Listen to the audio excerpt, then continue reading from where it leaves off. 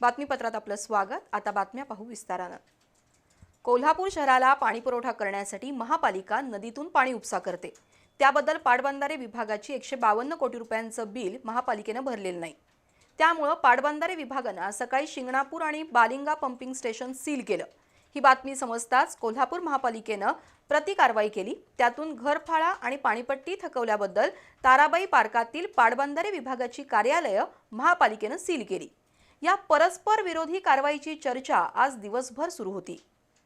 महानगरपालिकेच्या वतीने पंचगंगा, भोगावती आणि दूधगंगा नदीतून पाण्याचा उपसा करून कोल्हापूर शहरातील नागरिकांना पाणी पुरवठा केला जातो। महापालिकेचा पाणी पुरवठा विभाग दररोज 200 ते 225 MLD पाण्याचा उपसा करत असल्याने त्याची पाणीपट्टी पाटबंधारे विभागाला द्यावी लागते। गेली अनेक वर्ष महापालिकेने पाणीपट्टी भरण्यात दिरंगाई केली आहे। आज अखेर दंडव्याज मिळून सुमारे 152 कोटी रुपयांची थकबाकी महापालिकेने पाटबंधारे विभागाला देणं आहे। अशा परिस्थितीत आज सकाळी पाटबंधारे विभागाने शिंगणापूर आणि बालिंगा पंपिंग स्टेशनला सील ठोकलं। ही माहिती समजताच महापालिका प्रशासन आक्रमक झालं। पाटबंधारे विभागाकडे घरफाळा पोटी 7 कोटी 24 लाख रुपयांची थकबाकी आहे, तर 3 कोटी 32 लाख रुपयांची पाणीपट्टी पाटबंधारे विभागाने भरलेली नाही। त्यामुळे महापालिकेच्या अधिकाऱ्यांनी ताराबाई पार्कातील पाटबंधारे विभागावर धडक मारली। घरफाळा विभागाचे कर निर्धारक सुधाकर चल्लावाड, जलाभियंता हर्षजित घाटगे यांच्यासह अधिकारी आणि कर्मचाऱ्यांनी जलसंपदा विभागातील सर्व कार्यालये सील बंद केली। तसंच जलसंपदा विभागाचा पाणीपुरवठा खंडित केला। अतिरिक्त आयुक्त शिल्पा दरेकर यांनी थेट जलसंपदा विभागाच्या कार्यालयात जाऊन कारवाईचा बडगा उचलला। जलसंपदा विभागाची 152 कोटी रुपयांची पोकळ थकबाकी असून दंड आणि व्याज वाढला आहे। थकबाकीच्या रकमेबाबत शासन स्तरावर चर्चा सुरू आहे। महापालिकेला पाटबंधारे विभागाची 30 कोटी रुपयांची थकबाकी मान्य आहे। गेल्या 2 वर्षात महापालिकेने पाटबंधारे विभागाकडे 14 कोटी 40 लाख रुपये भरले आहेत। तरीही शहरवासियांचा पाणीपुरवठा बंद करण्याची कारवाई एकतर्फी आणि चुकीची असल्याचं अतिरिक्त आयुक्त शिल्पा दरेकर यांनी सांगितलं।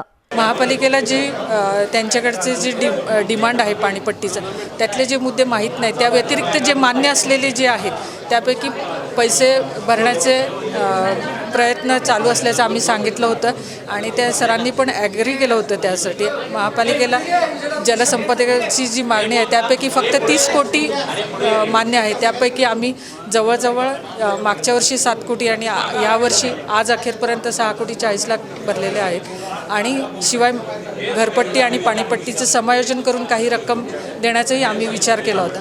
परंतु ह्या सर्व गोष्टी विचारात न घेता जलसंपदा विभागाकडनं एकतर्फी कारवाई करून जनसामान्य लोकांचं जे पाणी पुरवठा महापालिका करते आहे त्याच्या बाधा निर्माण करायचं काम चाललेलं आहे। तर दरम्यान जलसंपदा विभागाच्या कार्यकारी अभियंता स्मिता माने यांच्याशी संपर्क साधला असता थकबाकी भरण्याबाबत महापालिकेला वारंवार नोटिसा देऊनही त्यांनी रक्कम भरली नाही।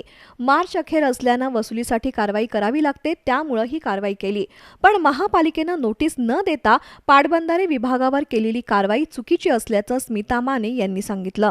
आता पाणी आम्ही बंद केल्यानंतर करणं हे बरोबर नव्हतं असं मला वाटतंय। त्यासाठी त्यांनी अगोदर 3 नोटीस देऊन आम्हाला पैसे भरण्याची अंतिम मुदत देऊन मगच ही कार्यवाही करायला पाहिजे होती असं माझं मत आहे। कायदेशीर बाबी धाब्यावर बसून त्यांनी ही कार्यवाही केली आहे आणि आम्ही मात्र त्यांना पुरेसा वेळ दिलाय आणि एकूण ह्या कालावधीमध्ये 5 ते 6 बैठका घेतलेल्या आहेत। मागच्या वर्षी आम्ही एप्रिलमध्ये मंत्र्यांसोबत म्हणजे आमचे राधाकृष्ण विखे पाटील साहेबांच्या सोबत पण मीटिंग झालेली आहे। त्यानंतर आता आमचे कार्यकारी संचालक धुमाळ साहेब यांच्यासोबत पण आम्ही मीटिंग घडवून आणलेली आहे।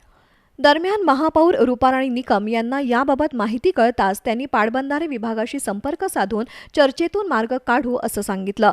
त्यानुसार आज सायंकाळी बैठक झाली। मात्र या सगळ्या प्रकारात मार्च एंड आल्यावर शासकीय कर्मचारी वसुलीचं उद्दिष्ट साध्य करण्यासाठी सक्रिय होतात हे दिसून आलं।